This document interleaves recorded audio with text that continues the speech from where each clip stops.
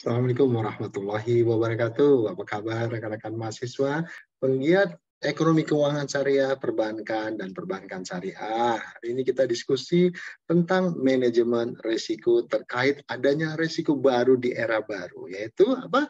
Risiko lingkungan. Jadi kalau kita lihat, sekarang risiko lingkungan itu merupakan satu risiko baru ya, yang dihadapi oleh sektor perbankan dan jasa keuangan. Apakah ada datanya ya? Nah, sekarang kita lihat ini sebetulnya memang ada datanya atau hanya sekedar isu-isu yang dihembuskan supaya kita lebih peduli terhadap lingkungan.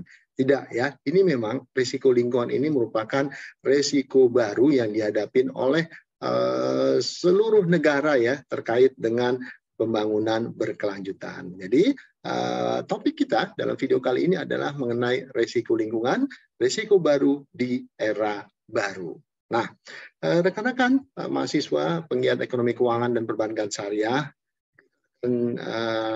coba lihat ya, mengapa hal ini menjadi penting, mengapa risiko lingkungan menjadi penting. Ya, nanti kita akan di ESG risk manajemennya itu sudah kita bahas ya di video sebelumnya tentang risiko ESG ya, risiko environment, social and governance. Nah kali ini kita akan membahas yang lebih detail sedikit ya. Sebetulnya data apa latar belakang menyebabkan risiko lingkungan ini menjadi risiko baru di era baru. Nah, jadi kalau kita lihat memang risiko lingkungan ini menjadi sangat penting.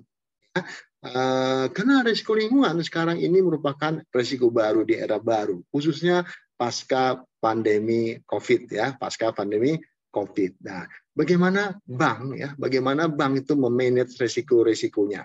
Nah, jadi sebagaimana kita ketahui ya, tadi saya juga sudah berulang-ulang katakan bahwasanya risiko lingkungan, sosial, dan governance itu merupakan risiko yang banyak dibicarakan. Nah, sekarang akan kita coba lihat datanya, kenapa risiko lingkungan ini menjadi risiko baru. Rekan-rekan mahasiswa, penggiat ekonomi keuangan perbankan dan perbankan syariah, kalau kita bicara risiko di bank, ya biasanya kita membahas 4 risiko utama, yaitu risiko kredit, ya ini sering dibahas. Kemudian risiko operasional, market risk, risiko market, dan risiko likuiditas. Ini merupakan 4 risiko, 4 major risk di bank yang sering didiskusikan. Nah, sekarang kita akan coba lihat datanya dulu. Memang ini saya ada data dari Banking Banana Skin survei ya, tahun 2021. Itu masih memperlihatkan kalau kita lihat di 5 besar ke atas di atas ya, ini risiko-risiko terkait dengan cybercrime, macroeconomic environment, technology risk, security risk, credit risk, ya, quality of risk management, ini tetap menjadi top 5 dari risiko yang dihadapi oleh perbankan secara global. Tapi ada satu data yang memperlihatkan bagaimana risiko sustainability ya, yang tahun 2015 ini masih di nomor 24, tapi di tahun 2021 risiko sustainability naik menjadi risiko nomor 10. Ini memperlihatkan bahwasanya risiko terkait dengan sustainability development dalam hal ini adalah terkait dengan aspek lingkungan. Ini menjadi risiko yang menjadi lebih besar lagi. Nah, saya akan memperlihatkan rekan-rekan mahasiswa penggiat ekonomi keuangan, perbankan dan perbankan syariah berdasarkan laporan dari the World Economic Forum ya, di laporannya yang tahun 2020, The Global Risk Report tahun 2020. Rekan-rekan mahasiswa, kita lihat sekarang. Jadi kita mau melihat top 10 risk ya, over the next 10 years, dari 10 tahun ke depan kita lihat nih, risiko apa. Nah, kita bicara risiko, tentunya kita bicara kemungkinan terjadinya di sini ya. Jadi top 10 risk in term of likelihood. Nah, kemudian yang kedua, top 10 risk in term of impact. Jadi bagaimana kemungkinan peluang terjadinya dan bagaimana impact-nya. Kemudian kita lihat kategori-kategori risikonya di sini ya. Kategorinya itu ada terkait dengan aspek ekonomi, aspek lingkungan, geopolitical, sosial, ya, kemudian teknologi. Nah, atas kategori ini kita sekarang lihat yang menjadi top 10 risk in term of likelihood. Kemungkinan terjadinya untuk 10 tahun ke depan, kita lihat. Ternyata nomor 1 sampai nomor 5 itu adalah risiko yang berasal dari aspek lingkungan. Ya, Bapak Ibu, rekan-rekan mahasiswa, ini memperlihatkan ya bahwasanya risiko lingkungan ini akan menjadi risiko baru yang lebih besar dampaknya ketimbang risiko-risiko lainnya. Itu dari segi kemungkinan terjadinya. Dampaknya ya, kalau kita lihat berdasar dampaknya ya, ternyata yang paling besar dampaknya terhadap keberlanjutan bumi ini adalah terkait dengan kegagalan climate action ya, bagaimana negara-negara kalau gagal mengelola global warming ya, pemanasan global, membuat zero net emission dan sebagainya ya, itu menyebabkan dampak yang sangat luar biasa. Yang nomor 3 itu masih terkait dengan biodiversity loss ya, hilangnya hayati ya, hewan-hewan punah dan sebagainya. Kemudian cuaca ekstrim, ini masih lingkungan juga ya. Jadi 5 terbesar itu 3 berasal dari ya, impact yang paling besar dari 5 terbesar itu 3 berasal dari aspek lingkungan ya, termasuk juga nanti adanya kerusakan lingkungan dan kerusakan yang disebabkan oleh manusia.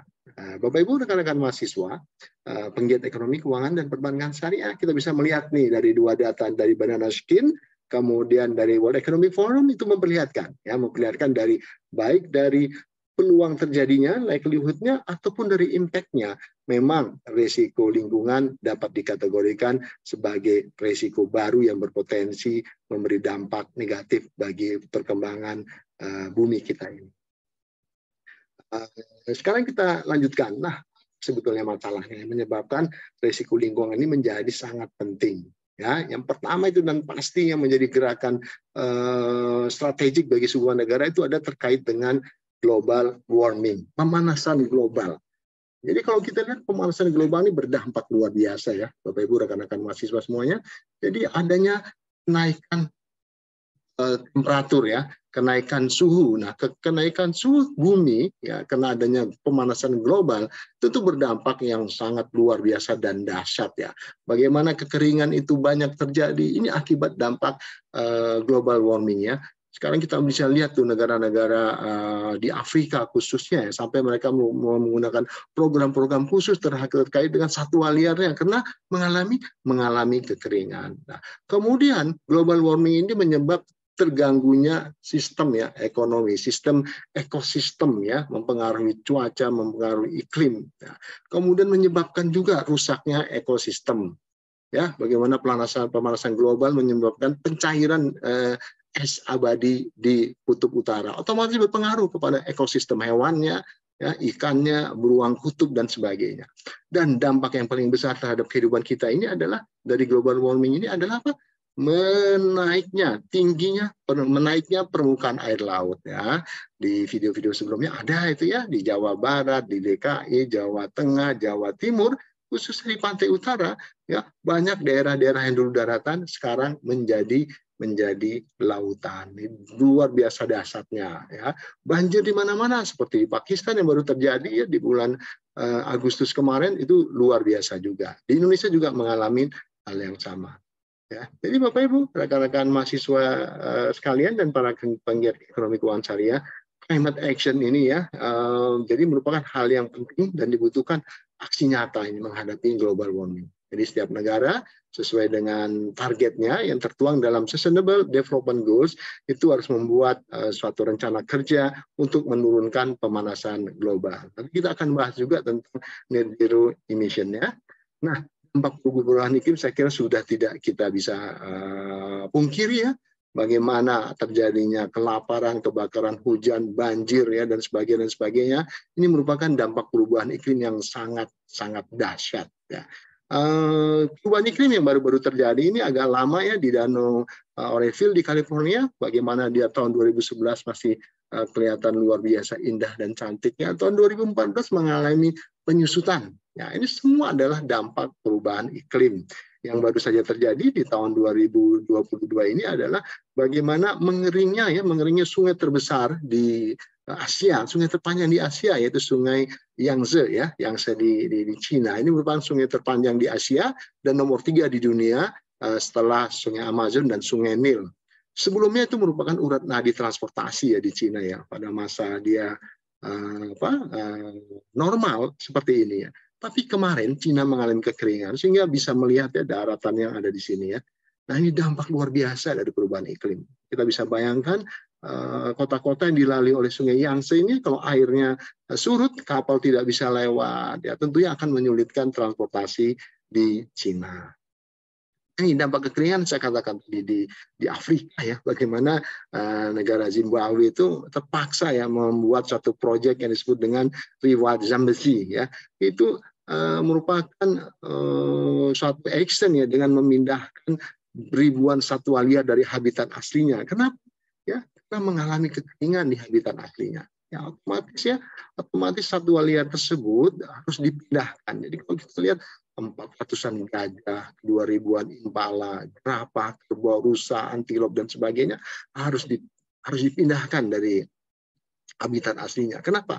Karena mengalami kekeringan. Nah, ini saya kira bukti-bukti ini sudah cukup lah ya, sudah cukup bagi kita semua untuk menyadari bahwasanya dampak perubahan iklim ini sungguh-sungguh luar biasa. Dan sekali lagi, bumi kita ini menghadapi tantangan yang sangat besar terkait apa? Terkait dengan world population, penduduk dunia. Ini data saya ambil tahun 2015 ya. Tahun 2015, tahun 2030, jadi baru sekitar 15 tahun diperkirakan akan 8 miliar. Tapi apa yang terjadi, Bapak Ibu, rekan-rekan mahasiswa dan penggiat-penggiat ekonomi keuangan perbankan syariah, angka 8 miliar penduduk bumi itu sudah dicapai di tahun 2022 ini. Ya, sungguh luar biasa ya. Artinya naiknya penduduk di bumi ini ya akan menyebabkan tambahnya kebutuhan pangan 60%. Ya, kemudian air juga yang dibutuhkan oleh penduduk bumi ini akan semakin banyak lagi, semakin meningkat ya. Energi yang dibutuhkan dari energi listriknya. Nah, ini merupakan tantangan. Ya, tantangan buat kita semua rekan-rekan mahasiswa ya, harus mulai memikirkan bagaimana kita bisa menjaga kelestarian bumi kita ini, karena kalau tidak, daya dukung dari bumi kita ini akan tidak sanggup ya untuk menahan pressure dari pertambahan penduduk di bumi ini. Nah, apalagi ini ya, sekarang isu-isu yang ringan saja terkait dengan pengelolaan sampah. Kita suka menganggap remeh ya terhadap sampah. Kita mungkin banyak yang belum tahu apakah sampah yang kita keluarkan itu bisa diurai ya seluruhnya. Ya, semua sebagian besar akan menjawab, oh bisa, ya memang bisa. Cuman kita lihat lama waktu terurainya. Ya, kalau kita makan buah-buahan, ini karena memang buah-buahan itu 2 minggu sudah terurai, artinya dapat diurai oleh mikroorganisme di tanah. Tapi bagaimana dengan kemasan, ya kemasan seperti ini, ya dari kemasan orange juice lah katakan demikian, itu baru bisa terurai 3 bulan. Nah ini yang banyak ini ya, puntung rokok ya, puntung rokok kan ada busanya itu, ternyata baru 2 tahun baru bisa diurai ya. Plastik kresek yang tipis ya, kalau kita lihat plastik kresek itu ternyata baru bisa diurai itu berapa? 20 tahun baru bisa diurai. Nah, kita nggak bisa bayangkan kita hari ini pakai plastik kresek ya untuk sekian banyak kegiatan belanja, tapi ternyata tidak bisa diurai oleh tanah ya. Baru bisa diurai setelah 20 tahun. Belum apa-apa, Bapak Ibu rekan-rekan sekalian ya. Ini ya makanan kaleng itu 50 tahun baru bisa diurai oleh tanah. Ini makanan yang kita snack seperti ini ternyata bahannya kan ada aluminium foilnya itu 80 tahun. Bayangkan lagi botol air mineral ya yang seperti ini 500 tahun baru bisa diurai. Ini saya kira waktu yang sangat lama ya. Bahkan baterai seperti ini bisa 2 juta tahun, 2 juta tahun lebih ya baru bisa diurai oleh tanah. Jadi mari ya sama-sama kita harus mengurangi lah sampah-sampah ini. Dan yang sungguh mengkhawatirkan sebetulnya ini ya ini yang sering kita gunakan dalam kehidupan sehari-hari itu ternyata tidak bisa diurai.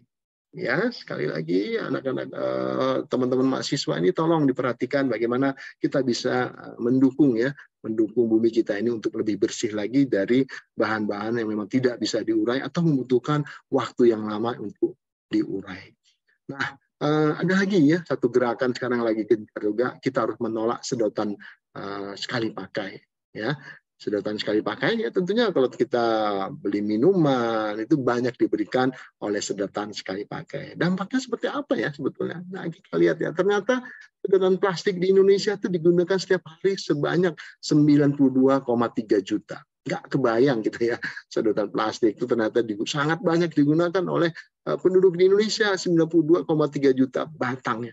Itu sama ya jaraknya 16.785 kilometer, setara jarak Jakarta ke Meksiko. Jadi kalau disusun, sedotan plastik itu bisa berjarak 16.786 kilometer, jarak Jakarta dengan Meksiko. Dalam satu minggu itu bisa 117.000 kilometer, sama dengan 3 kali lilitan bumi kita ini. Bayangkan Bapak Ibu rekan-rekan mahasiswa sekalian, ternyata hal-hal sepele ini ya memberi dampak masa datang bagi bumi kita itu.